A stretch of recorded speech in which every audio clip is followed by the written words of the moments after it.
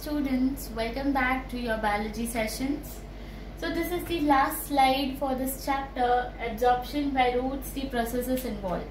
I hope you all remember what we had done in our last slide. We understood about the importance of turgidity in the plant body. We had also understood about the process of guttation. In this slide, what we have to learn, we have to study about few experiments which are based on the absorption and the conduction of the water in the plant body. Before that, we will be understanding about the importance of the root hair and the upward movement of the absorbed water and the minerals. After understanding the experiments, we have to understand what are the forces which are contributing in the upward movement of the sap. Ascent of the sap means upward movement of the sap, as in the minerals and the water in the plant body.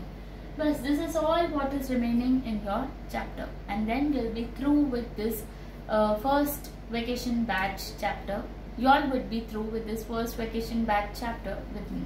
Okay, so let us start going with our first part of the slide. To understand what is the importance of the root hair, we need to understand what is the structure of the root. Now the root simply which looks like a thread-like structure. No, it is not only a thread-like structure. This thread-like structure internally has different types of cells. I have just listed down the cells with the arrow, like root hair is the outermost thing. This is the root hair, followed by the epidermis, inner to the root hair. Next would be the cortex, next is endodermis, pericycle, phloem, and the tissue which is present innermost in the innermost part of the root is the xylem. Okay, so for you all to see all these cell types or the tissue types, so I can just open your textbook and just have a look on after this structure which is clearly shown in your textbook. Now, what exactly happens in the process of absorption of the water and minerals? How are they absorbed? They are absorbed by each and every cell type, as in the root hair first absorbs the water, then it transports it to the epidermis, then it transports it to the cortical cells, followed by the endodermal cells, then pericycle cells, then phloem cells, and then it reaches to the xylem. I'm sure in last grade you all have studied this fact that xylem is responsible for the transport of water and minerals. Phloem is responsible for the transport of the food in the plant body, right? So if we are talking about water and minerals, we have to know this thing that the water and minerals have to first reach to the xylem part and not the phloem part. Okay, so first thing is, from the root hair, the water and minerals have to reach the xylem part. Understanding the first part, that is the absorption of the water.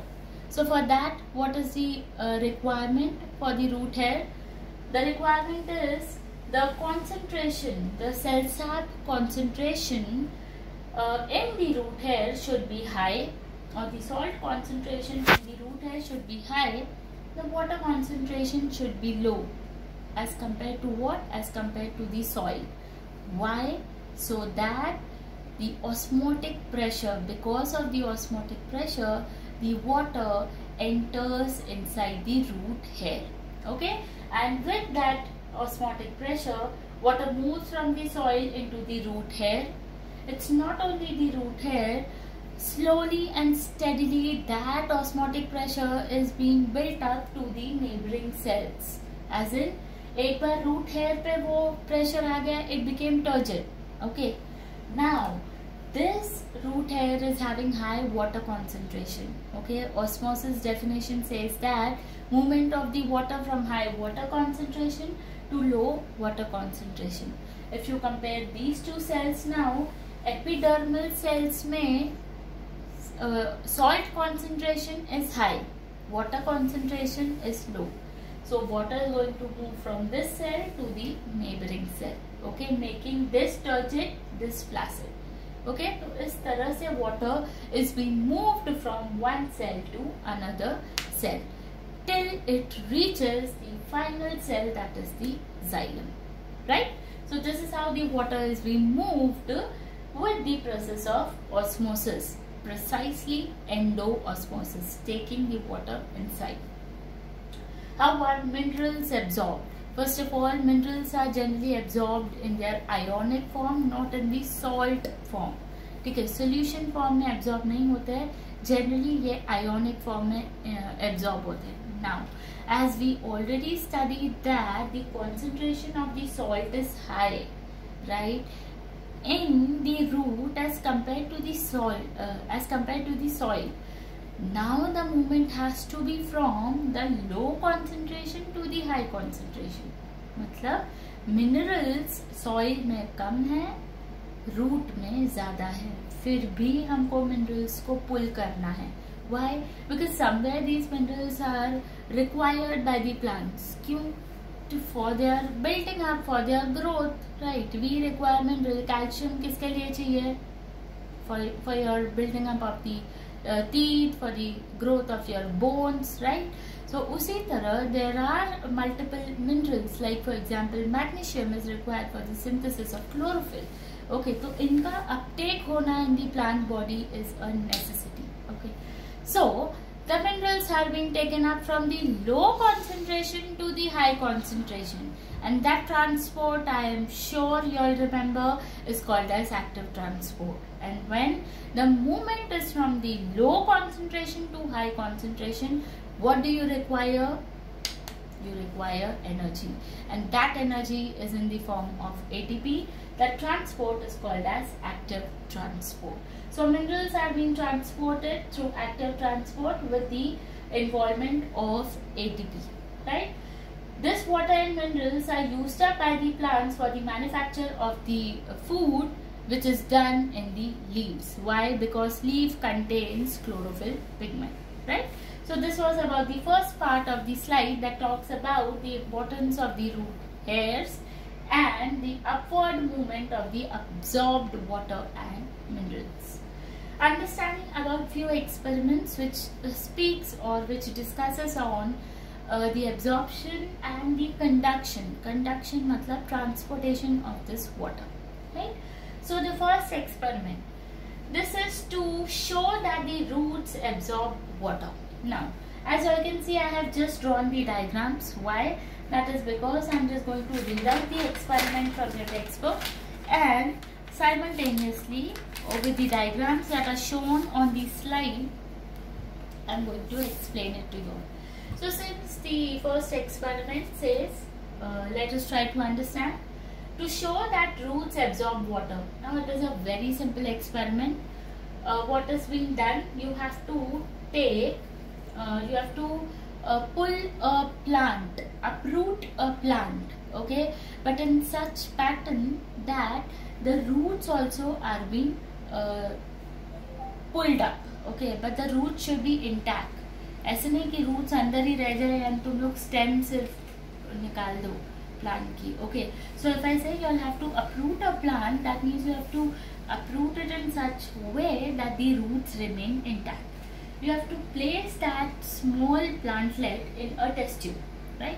Label that test tube as test tube A, okay, and you have to place some water in that test tube. As you can see, I have filled some water in that test tube, and above that water I have added some oil.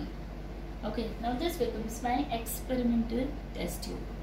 In the second test tube, that is B, you perform the entire setup in the same way except for the plant. You don't keep the plant, otherwise the setup is same. You take the test tube, you have to add water in it, and above the water you have to add oil. Now what is the need of adding oil in this? So that you make sure that the water is not being lost by the process of evaporation, right? That's the reason we add oil. पानी क्यों oil क्यों डालते हैं? So that the water is not lost by the process of evaporation. You have to keep this setup for 1 to 2 days, right? And what do you observe after 2 days? After 2 days you see, okay, now before keeping it for 2 days, one thing which you have to mark is you have to mark the level of the water, right? After 2 days, this is the result of test tube A. There is no change which is seen in test tube B because that's your control setup.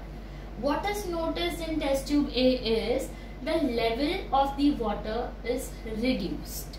Now why is it reduced? It simply indicates that since you have added oil on the above surface, right, the water is not going to evaporate, but still the levels have dropped. It clearly indicates that the roots have absorbed the water. Okay, so this is a clear-cut indication and hence proved that roots absorb water. Okay. Understanding experiment number 2. It says that you have to show that water is conducted upward. That means it is transported upward with the help of xylem. Now, how to prove that? You have to take one plant, uproot it from the roots, wash it nicely with plain water, and you have to place it in a beaker, but that beaker should contain a red color dye. Now that dye can be any red dye, as in here we have taken an eosin dye, right? You have to keep this setup for around 3 to 4 hours. Now since we have to notice that whether xylem is involved in the process of taking up, absorbing the water and transporting it upwards, therefore we have to keep this setup for 3 to 4 hours. Now after 3 to 4 hours, what you have to do? We have to remove this plant, we have to wash it again, right? And we have to examine the xylem part of this plantlet. How? With the help of a microscope. Okay. What do we see? We would see that the xylem, now xylem part, as in we know from this entire thing that xylem is present in the innermost, it's the innermost tissue of the entire plant body. Now though this was the cross section of the root, but for your understanding students, the vascular bundles are present in the innermost part of the entire plant body and they form a continuous system in the plant body. So it's not that the leaf would be having xylem and phloem at a different part. It's not that the stem would be having xylem and phloem at a different part. I would just want to show it to you all, like if this is the plant body, right, if this is the leaf part, okay, तो अगर मैं highlight कर दूं तो ये highlighted portion जो है ना, ये पूरा हाईलाइटेड पोर्शन इनका xylem and phloem का पार्ट है. Okay, like we have common blood vessels in our body, same pattern, the xylem and phloem is a continuous vascular bundle in the plant body. So any part of the plant body, if you examine the xylem tissue, you would see that xylem tissue is red in color. Why? Because it is taken up that eosin dye, and this would clearly indicate that the plant body or the water is transported or conducted upward with the help of the xylem tissue. Okay. Understanding the third experiment, that shows that conduction of the water occurs through xylem. Now, why have they precisely said it occurs through xylem? That is because there are two vascular tissues. By now, we have said this minimum 4-5 times already, and you all have already studied it in your last grade. So xylem is responsible for the transport of water and minerals. Phloem is responsible for the transport of food. If we talk about xylem, it is inner, phloem, it is outermost part. Okay. In this experiment, what are we doing? We are taking two plantlets. Okay. We are keeping them in the beaker containing water. Now, the plantlets are kept inside the water only, and we are making sure that just few centimeters above the above the level of the water, we are cutting some stem part of the plant. Now in beaker A, you would see that we have cut the outer part, that is the phloem part. You all know that outer part is the phloem part, right? And in B beaker, we have cut the innermost part, that is the xylem part. मतलब दो beaker लिए हैं, दोनों beaker में plants रखे हैं. एक plant का हमने फ्लोएम का पार्ट निकाल दिया है, दूसरे प्लांटलेट का हमने जाइलम का पार्ट निकाल दिया है. Why? Because we have to prove in the experiment that conduction of the water needs the presence of xylem. Okay, we have to show here which of the plant can survive. Right? Khana banna is a different thing. Food will be transported with the help of phloem, but xylem is responsible for the transportation of water. So in beaker A, you would see, since xylem is present, the leaves of this plantlet are not drooped. Okay, the leaves are healthy. But in beaker B, what you would notice is phloem part is there, but water is not able to be, the water could not be conducted. Why? Because the xylem is being removed. Somehow the plantlet is kept in the beaker itself, but the xylem part is being removed from the plantlet. Okay, and since the xylem part has been removed, the water has not been able to get conducted or transported through the stem, and since the water has not been transported, you would notice that the plant might not be dead, but you would see that the leaves have been drooped down. Okay, clear?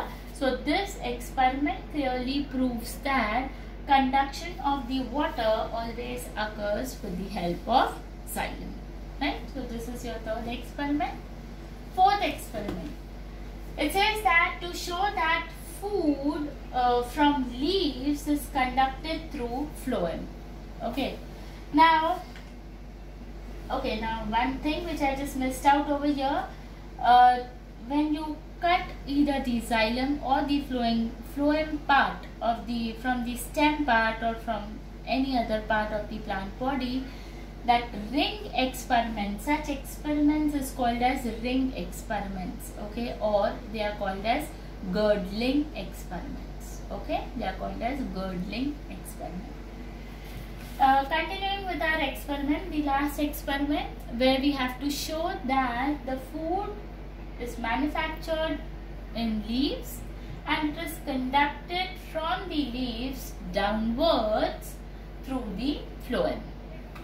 Now in this experiment, I will just read this experiment through your textbook. Just notice the diagram in the slide and I'll just read it out, right? You have to cut a ring round the stem. This is the stem. You have to cut a ring round the stem of a healthy potted plant or around a thick twig of guava or any other tree, deep enough to penetrate the phloem but not the xylem. Okay, make sure that you just cut the phloem part. Like you can see here, I have shown it in the diagram. The outermost part is being cut. यहाँ पर zoom करके भी दिखाया है that only the phloem part is cut but the xylem part is intact. Okay, xylem is the inner part, phloem is the outermost part.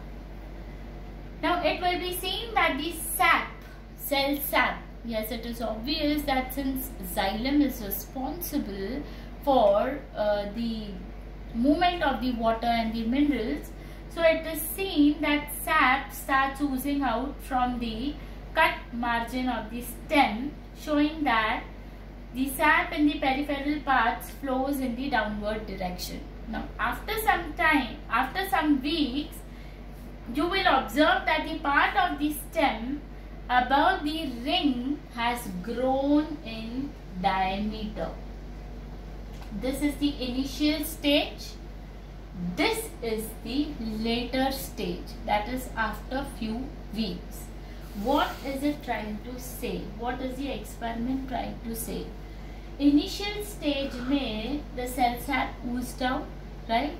After few weeks, you would see that here there is swelling in the upper part of the stem. Okay. After some weeks, it will be observed that the part of the stem above the ring has grown in diameter, and the stem below the ring, it stopped growing and it may even die. And why it would die? Because जितना stored content है उसके पास, that has been exhausted. So whatever stored matter is there below, जो पहले transport हो रहा था वो पूरा exhaust हो चुका है, and therefore the below content now is being exhausted.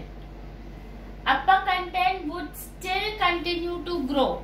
Why? Because ऊपर xylem phloem अभी भी present है. You have just cut the phloem from this small part. Okay. तो नीचे जितना phloem पहुंच पा रहा था या जितना सप्लाई मिल चुका था इतने पार्ट को, जितना स्टॉक था, that much it could survive. The stock got exhausted.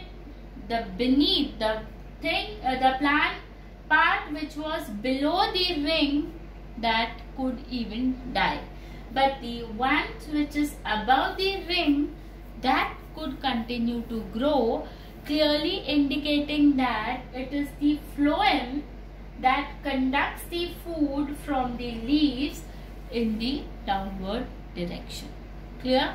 Yeah. So these are the 4 important experiments of this chapter that explains about the absorption and the conduction of the water. I hope all the 4 experiments are clear with you. Last part of the chapter talks about the forces contributing to the upward movement of the cell sap. There are total 4 important forces which are responsible for the movement of the sap. The 4 forces are root pressure, capillarity, transpirational pull and adhesion. Now for your information, you all know about root pressure. Now what is root pressure? It is the pressure which is being built up by the roots. Now we all know that root pressure, if we talk about short plants, okay, short plants like for example grasses, they are too short in height. So root pressure is sufficient in to fulfill the requirement of the plant, that is the upward movement of the sap. There the root pressure is sufficient. But if we talk about coconut trees, if you all can recollect or if you all remember, I had clearly mentioned in the part of root pressure also that root pressure can supply the water and minerals only to short plants. But if we talk about tall plants, no. Root pressure is not sufficient to supply the minerals and water. There we would need capillarity, we would need transpirational pull, we would need adhesion. The rest other forces are also required. So if we talk about root pressure, no doubt, it builds up a sufficient force to pull or to push the sap through the xylem vessels, but that is only in case of the short plants, but not in case of the tall plants. Let us see what is capillarity. Now what is capillarity? Here we are talking about the narrow capillaries of the xylem vessels. Okay. So as clearly mentioned, the narrow diameter of the xylem vessels, it generally causes the water to rise in their levels. Right.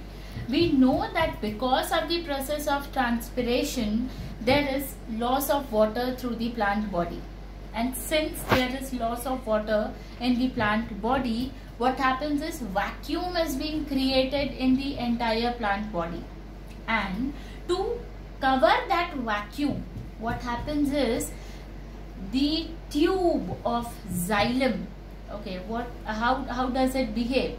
It behaves like a straw. I just consider an example.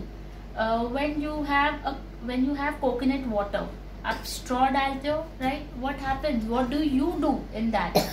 You just have to suck through that straw, right? आप जब suction apply करते हो, when you apply suction and pull it, the water is being pulled above, right? That is what is seen in the concept of capillarity. The narrow tubes of the xylem or the diameter of the xylem causes the water automatically to rise up from the lower level to the high level. Why? To fill up the vacuum which is being created because of the loss of the water, which is caused by the phenomenon of transpiration. Okay, there's also a definition which is mentioned: narrower the diameter of a tube. When I'm saying tube, here I'm talking about your xylem tube, greater will be the height of the water rising in it, exerting a force, and that force is called as your capillary force. Okay, so this capillary force is also needed to pull the sap in the tall plants. The third force what I'm talking about is transpirational pull. Now what do we understand by transpirational pull? The transpirational pull is something that is seen in tall plants again. We all know, for the matter of fact, that because of the process of transpiration, the water is being lost to the aerial parts of the plant body in the process of transpiration. And since the water is being lost to the aerial parts, again the pressure is being built in the lower parts of the plant body. And since that pressure is being built because of the transpiration, the water is being pulled up because of that transpiration. Therefore, the entire phenomenon is called as transpirational pull. Okay, and वो pull क्यों होता है? Because of cohesion of water, right? Why it is being pulled? Because of cohesion of the water molecules. The water is being pulled from the ground level up to the above level of the plant body. Okay, so this is the third force. The fourth force is called as adhesion. Now here adhesion means it causes the water to stick to the cell surface. Okay. Now when I say it causes the water molecules to stick to the cell surface, adhesion का clear मतलब होता है there is a water bonding with each other. Okay. Wherein they stick to the cell surface, drawing more water from the soil and covering the water which is being lost by the plant body through the process of transpiration. And majority times even this force is being seen in the plants which are tall in height. Okay, so as I mentioned before, root pressure generally is the only pressure required in the short plants. Capillarity, transpirational pull and adhesion are additional forces which are seen in the tall plants. Okay, now this contributes to the ascent, that is the upward movement of the sap. How does the downward movement of sap take place? Now downward movement is required. Why? The water generally, the food generally mixes with the water. Okay, this is how. And what happens to this food mixed with the water? It has to move. It has to move from the leaves to all the parts of the plant body. Upward भी जाएगा, downward भी जाएगा. ठीक है. Downward जाने के लिए it has to follow only one force, and that force is force of gravity. Okay, so it is very easy for the movement to happen when it is downward movement of the sap. Okay, so this is all, my dear students, that you all had to learn and understand with this chapter, absorption by roots, the processes involved. I hope all your concepts, all your processes are clear. In case any doubt, we will be meeting soon for our sessions. You all can clear your doubts then. Thank you.